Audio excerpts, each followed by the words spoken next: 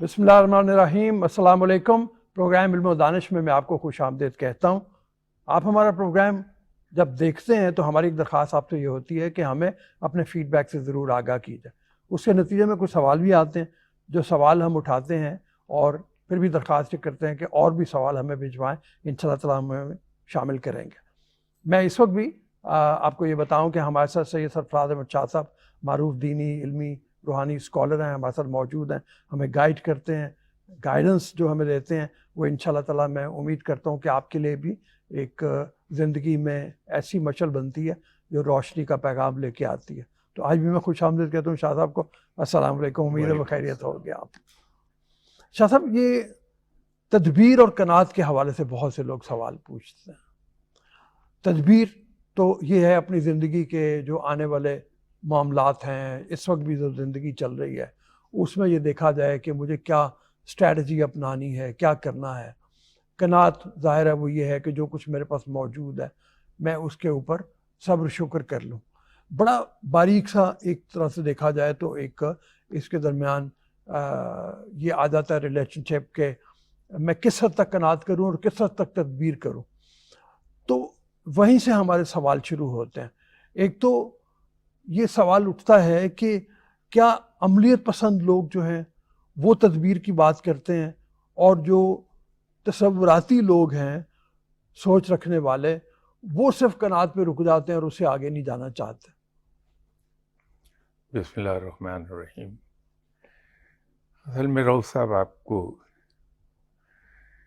आप लोगों को 3 हिस्सों में ला सकते हैं। एक तो तबका वो है जो कुलियतन मेहनत पे, अपनी कोशिश पे और तदबीर पे यकीन रखता है।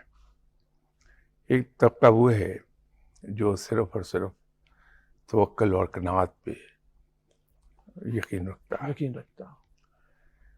और एक तबका वो है जो इन दोनों के बैन बैन चल रहा है।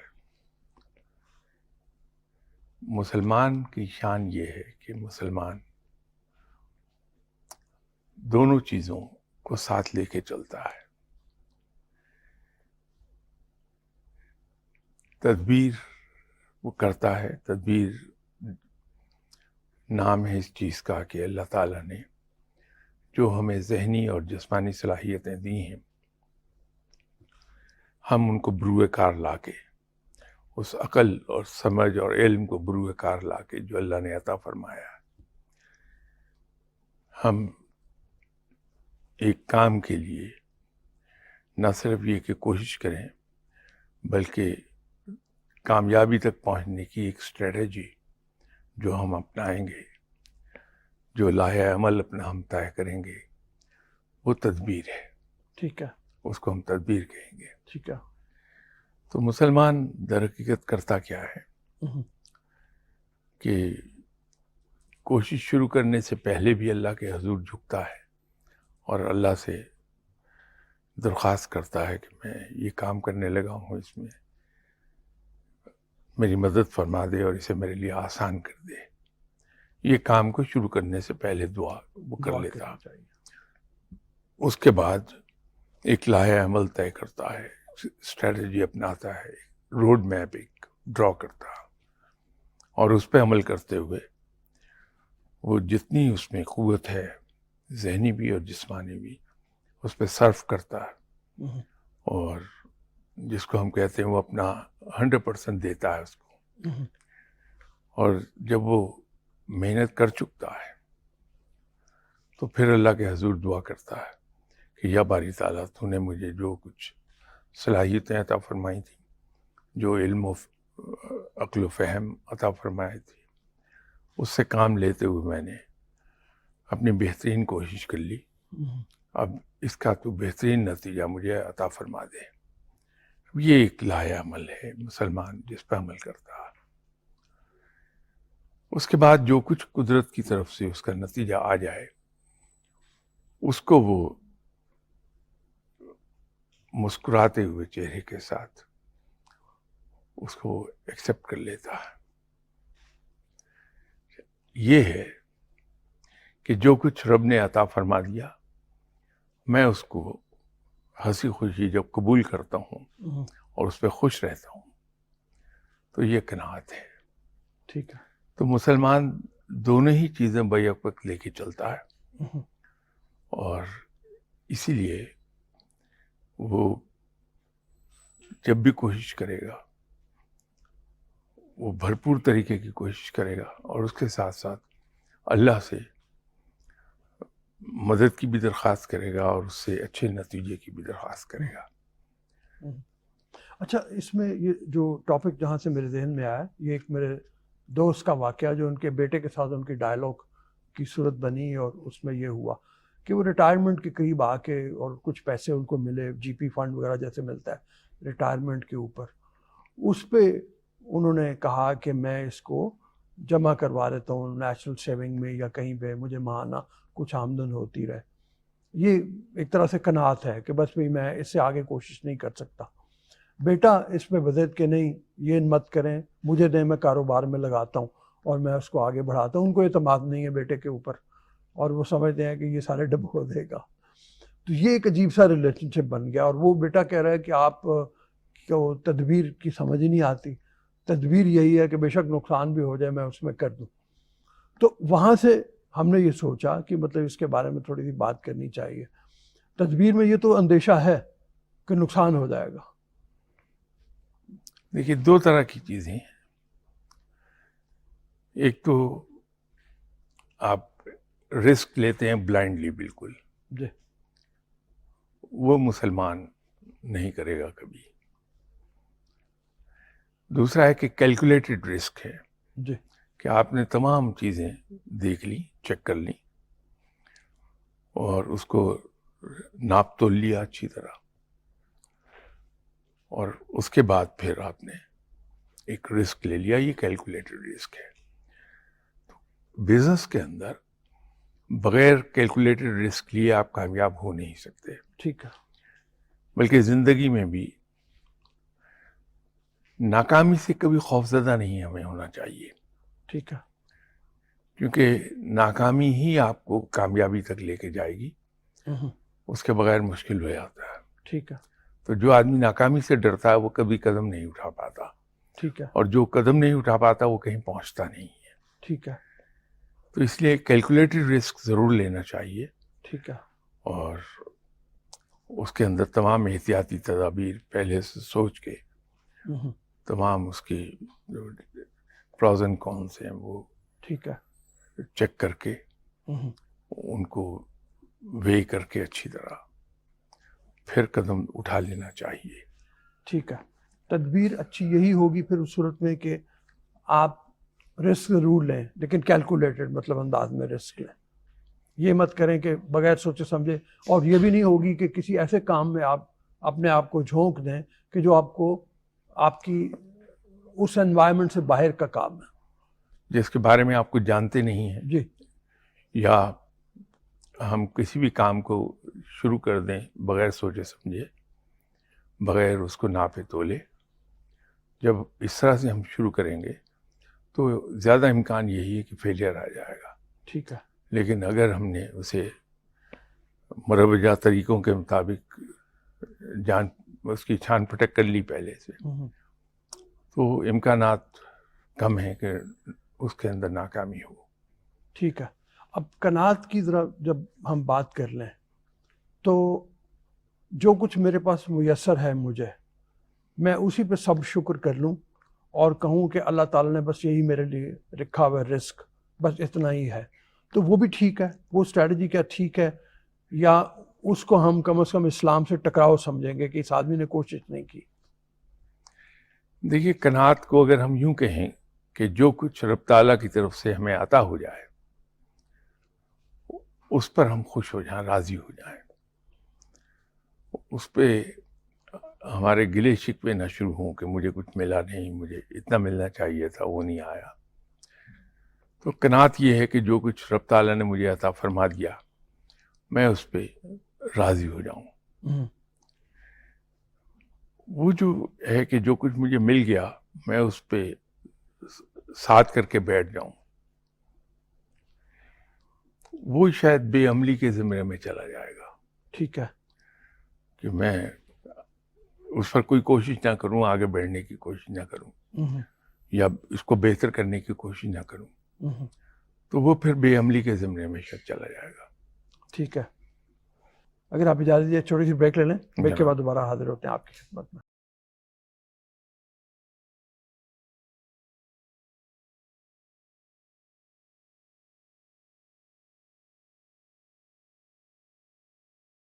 کی خدمت میں کچھ اور سوال شاداب کی خدمت میں پیش کرتے ہیں ہم. انقلابی فکر کا تدبیر سے کوئی تعلق ہے کہ انسان جو تدبیر کرتا ہے وہ بہت ریولوشنری ہوتا ہے اور وہ اس کے مزاج میں یہ تمام چیزیں شامل ہوتی ہیں، دوسرا آدمی جو ہے اس کے اندر وہ ایسی سوچ نہیں ہوتی جس کی بنیاد کے اوپر وہ ایسی فکر نہیں کر پاتا جو بہت قناعت پسند ہو جائے؟ دیکھیے، انقلاب پسند ہونا یا انقلابی ہونا وہ تو اس بات کی دلیل ہے کہ انسان امیجنیٹو ہے اور وہ اسٹیٹس کو تبدیل کرنا چاہتا ہے. ٹھیک ہے، وہ اس کے خلاف جدوجہد کرتا ہے. تدبیر اصل میں تھوڑی سی اس سے مختلف ہے. تدبیر تو یہ ہے کہ جب ہم چیزوں کو پرکھتے ہیں، اس کی چھان پھٹک کرتے ہیں، تو جو پہلو جہاں جہاں ہمیں کمزور دکھائی دیتے ہیں کہ یہ کمزور پہلو ہوگا، ہم اس کو اسٹرینگتھن کرتے ہیں.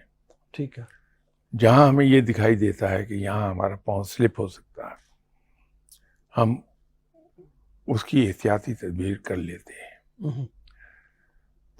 ہم یا یوں کہہ لیں اس کو آسان لفظوں میں کہ ہم تدبیر اس کو کہہ سکتے ہیں کہ جہاں مرفی لا ہم اپلائی کرتے ہیں، کہ جو مرفی لا ہے وہ یہ کہتا ہے کہ if you will allow something to go wrong, it will go wrong. ٹھیک ہے، تو ہم کوئی چیز ایسی نہیں چھوڑتے کہ جس میں امکان ہو کہ یہ غلط ہو جائے گی اور ہم اس کی احتیاطی تدبیر نہ کریں. ٹھیک ہے، تو تدبیر ہم اس کو کہیں گے ٹھیک ہے، کہ تمام اس کے کمزور پہلو ہم اسٹرینگتھن کر لیں، تمام پٹ فالز کو پہلے سے ہم فل کر لیں تاکہ پاؤں اس میں نہ جانے پائے اپنی سمجھ اور بوجھ کی حد تک. ٹھیک ہے. تو اس کے بعد پھر جب ہم اس پہ عمل شروع کرتے ہیں تو پھر اللہ کامیابی کی طرف لے جاتا ہے. ٹھیک ہے. رسول اکرم صلی اللہ علیہ وسلم کی زندگی کے حوالے سے ہم دیکھیں صلی اللہ علیہ تو وسلم ہمیں دونوں چیزیں نظر آتی ہیں، قناعت بھی نظر آتی ہے، تدبیر بھی نظر آتی ہے. اور اس حوالے سے اگر دیکھا جائے تو مطلب ہم دونوں میں سے کوئی بھی رخ اپنا لیں اپنے لیے تو ہم بیسیکلی سیرت مبارکہ کے اوپر ہی عمل درآمد کر رہے ہیں. کہ مطلب جب انہوں نے یہ دیکھا کہ ان کو ہجرت کر کے جانا پڑا اور وہاں جا کے مشکل حالات کا سامنا کرنا پڑا یا تبلیغ کے لیے جس وقت جاتے رہے، تو کئی بار صبر کا پیمانہ جو ہے وہ کوئی عام آدمی ہو تو لبریز ہو جاتا ہوگا، لیکن انہوں نے قناعت کی، صبر کیا، شکر کیا اور دعا کرتے رہے. اور پھر یہ ہوا کہ جب اسٹریٹجیز کی بات آئی انہوں نے دوسرے ممالک کو خطوط لکھے، دوسرے سربراہان کو خطوط لکھے، سفارتی تعلقات کیے، تو تدبیر سے بھی کام لیا. تو مطلب اس حوالے سے دیکھیں تو مطلب ہمیں کوئی ایسی چیز نہیں لگتی جو ٹکراؤ میں آ جائے مطلب مذہب کے حوالے سے. نہیں، اس کا ویسے سب سے گلیئرنگ ایگزامپل جو ہے وہ تو غزوہ بدر ہے. جی. کہ جب چیلنج آ گیا سامنے، اسٹریٹجی کی مطلب جی ایک چیلنج درپیش ہوا، جی تو آپ صلی اللہ علیہ وسلم نے لوگوں کو اکٹھا کیا، جو جس کے پاس سامان تھا، سامان جنگ، وہ لیا، اگرچہ وہ کافی کم تھا، اور لے کے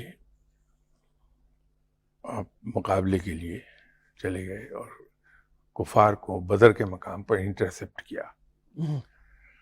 وہاں وہ میدان چنا جہاں انٹرسپٹ کیا جانا سب میں زیادہ اسٹریٹجیکلی فیوریبل تھا.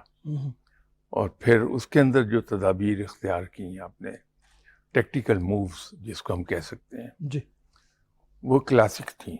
ٹھیک ہے. اور سب سے خوبصورت جو ٹیکٹیکل موو تھی وہ ڈپلائمنٹ آف فورس تھی اپنے 313 آدمی کو کہ ٹرائنگولر شیپ میں ڈپلائے کر دیا ایسے. جی جی ہاں.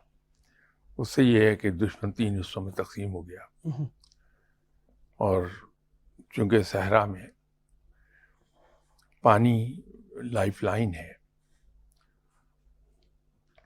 تو وہاں جو واٹر پوائنٹ تھا اس کو اپنے رائٹ پر آپ صلی اللہ علیہ وسلم نے رکھا تاکہ واٹر سپلائی ڈینائی ہو جائے ٹو اینیمی. اب یہ ساری جو تدبیر تھی یہ جب یہ سب کچھ کر لیا تو پھر جانماز بچھا کے پوری رات اللہ کے حضور دعا فرمائی کہ مسلمانوں کو فتح دے دے تاکہ تیرا دین زندہ رہے. تو وہ اللہ سے مدد مانگی لیکن پہلے یہ ایفرٹ کر لی, تدبیر پہلے کر لی. ٹھیک ہے. اس کے بعد رب سے معافی مدد مانگ لی اور اس کے نتیجے میں فتح ہو گئی مسلمانوں کو باوجود تعداد کم ہونے کے.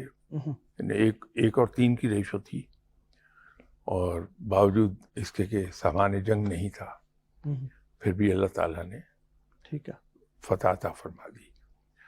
تو یہ اس کی سب سے اچھی مثال یہ ہے کہ مسلمان تدبیر بھی کرتا ہے اور رب تعالیٰ سے دعا بھی کرتا ہے مدد کی.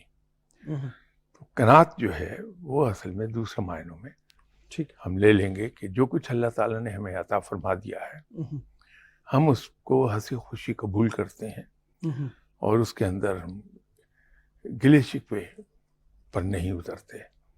تو اسی میں خوش ہیں, اسی میں گزارا کر لیں گے. اچھا اس میں ایک سوال ہے مطلب اس حوالے سے کہ ہمارے جو ذرا تھوڑا سا کم پڑھا لکھا طبقہ ہے یا غریب طبقہ ہے ان کے ہاں 10 15 بچے ہو جاتے ہیں اور غربت ان کے گھر ڈیرے ڈال لیتی ہے. اب وہ کہتے ہیں جی ہم کیا کریں, اللہ کی دین ہے, اللہ نے دیے میں بس دیے چلے جا رہا ہے. اس کو ہم کس زمرے میں مطلب رکھیں گے؟ کیا یہ قناعت ہے یا تدبیر نہ ہونا ہے؟ میرے خیال ہے اس کو ہم اگر اگنورنس کے زمرے میں لے جائیں وہ زیادہ بہتر ہے کہ ٹھیک ہے ہم اگنورنٹ ہیں کچھ حقائق سے اور اس کی وجہ سے ہم اس پر کوئی تدبیر نہیں کرتے. تو اگنورنس زیادہ ہے بنسبت بے تدبیری کے. ٹھیک ہے. کیا یہ کہا جا سکتا ہے کہ دوا تدبیر ہے اور دعا تقدیر ہے؟ دیکھیے دعا تقدیر تو نہیں کہہ پائیں گے, تقدیر تو ایک مختلف چیز ہے, لیکن یہ ضرور ہے کہ دعا تقدیر کو بدل دیتی ہے. ٹھیک ہے. تو دعا بہت ضروری چیز ہے, انسان کو کرتے رہنا چاہیے. تو دوا جو ہے وہ یقیناً تدبیر ہے. ٹھیک ہے. کہ دوا بھی ضروری ہے اور دعا بھی ضروری ہے, دونوں باتیں ہیں. ٹھیک ہے. اور انسان کو ان دونوں سے کام لینا چاہیے, دوا سے بھی اور دعا سے بھی. ٹھیک ہے. اگر بہت سے لوگوں کے نزدیک کہ قناعت میرے لیے کافی ہے وہ کر لیا جائے تو یہ ایک سوال ہے کہ اس طرح سے تو انسانی ارتقاء ممکن نہیں ہوگا.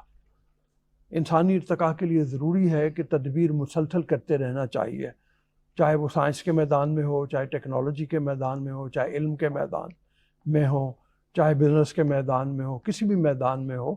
یہ لوگوں کو سمجھنا چاہیے کہ تدبیر انسانی ارتقاء کے لیے ضروری ہے. دیکھیے جیسے میں نے عرض کیا نا کہ قناعت کو صحیح سے یا کوشش سے تھوڑا سا ہمیں علیحدہ کر کے دیکھنا ہوگا, وہ ایک مختلف چیز ہے. ٹھیک ہے. نتیجہ حاصل ہو جائے, جو کچھ نتیجہ آ جائے, جو کچھ رب تعالیٰ کی طرف سے عطا ہو جائے, ٹھیک ہے, اس پر راضی ہو جانا قناعت ہے. ٹھیک ہے. لیکن کسی نتیجے تک جانے کے لیے تو کوشش کا ہونا ضروری ہے. ٹھیک ہے. اگر ہم ہاتھ پاؤں توڑ کے بیٹھ جائیں, کوئی ایفرٹ نہ کریں آگے بڑھنے کی, تو بے عملی ہے. اور رب تعالیٰ بے عمل لوگوں کو پسند نہیں کرتا. ٹھیک ہے. رب تعالیٰ ان لوگوں کو پسند کرتا ہے جو مجاہدوں کی طرح ہر وقت عمل کے لیے کمر کس کے رکھتے ہیں. ٹھیک ہے. پروردگار کو کاہل لوگ پسند نہیں ہیں. ٹھیک ہے. تو وہ بے عملی ہے کہ ہم ہاتھ پاؤں توڑ کے بیٹھ جائیں اور آگے بڑھنے کی کوشش نہ کریں. لیکن جو قناعت ہے وہ بالکل مختلف ہو جاتی ہے اس سے. ٹھیک ہے. بحیثیت معاشرہ یہ سوال ہے. ہمارے ڈپریشن فرسٹریشن بہت ہے, اس کی اور بھی وجوہات ہوں گی, لیکن اس میں قناعت سے کام لینے کا کتنا عمل دخل ہے؟ خاصا میجر رول ہے اس کا کہ جو کچھ ہمیں حاصل ہے ہم اس پر راضی نہیں رہتے. تو اور کہ جب قصے میں پھنس جائیں گے ہم تو وہاں پھر فرسٹریشن پیدا ہوتی ہے. تو یہ قناعت اس معاملے میں بہت ضروری ہے کہ ہم قناعت سے کام لیں, اور اس کا نتیجہ یہ ہوگا کہ کوشش تو ہم کریں گے, جو کچھ گولز ہیں ہمارے ان کو اچیو کرنے کی, لیکن جو کچھ ہمیں رب دے رہا ہے ہم اس پہ راضی رہیں گے. تو نتیجہ یہ ہے کہ ہمیں جو پیس آف مائنڈ ہے وہ بہت ہو جائے گا, پھر فرسٹریشن بہت کم ہوتی ہے. تھینک یو شاہ صاحب, بہت مہربانی. پروگرام کا وقت اب ختم ہو رہا ہے. انشاءاللہ تعالیٰ اگلے پروگرام میں پھر آپ کی خدمت میں حاضر ہوں گے. شاہ صاحب کے حوالے سے میں آپ کو یہ بتاؤں کہ ہم ان سے مختلف طرح کے سوالات ان کے سامنے رکھتے ہیں اور ان کے جوابات دیتے ہیں, گائیڈ کرتے ہیں ہمیں. آپ کا بھی کوئی سوال ہو ہمیں ضرور بھجوائیے تاکہ ہم ان کو شاہ صاحب کے سامنے رکھ سکیں. ابھی اجازت دیجیے. اللہ حافظ الناس.